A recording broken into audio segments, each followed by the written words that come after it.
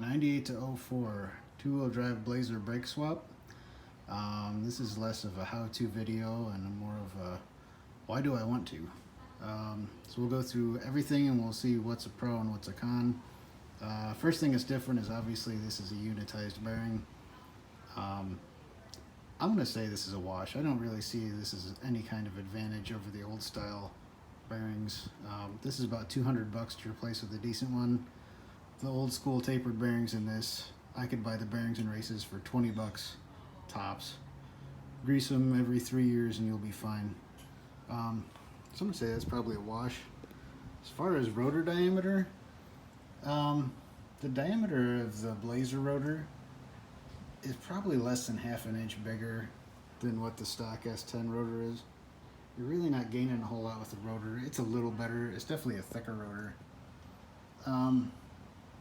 And obviously it's a slide-on design. You're gaining a little advantage by having a larger rotor. The main difference is in the caliper and the pad size. The stock metric calipers, the slider system really isn't that great. It sticks pretty bad, no matter how much grease you get on them. The Blazer uses a modern boot design, totally free. This one floats way better. And a lot of people see the number of pistons and think that this one automatically has 75% more area. It doesn't. If you do the math, this has a little bit more area than your stock caliper. The main benefit is the difference in pad size. Blazer pad is way bigger, obviously longer. If you sit them on top of each other and line them up, it's also taller. Getting a lot more surface area out of the pads. When I first did this swap, I kept bleeding the brakes because it was a little spongy, but it's actually, my truck has non-power brakes.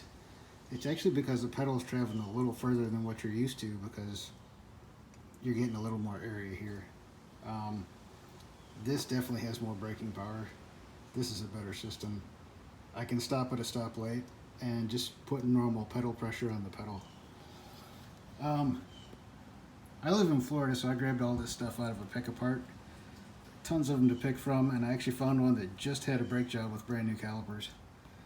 I also grabbed, some people said they use the stock brake hose. I tried that and I couldn't find a way to keep the brake hose away from my wheel. If you're changing brake hoses like that and you're changing the angle they sit at, put your wheel on, run through all the steering angles, and make sure you're good. I grabbed the Blazer brackets, Blazer brake hoses. These had just been replaced.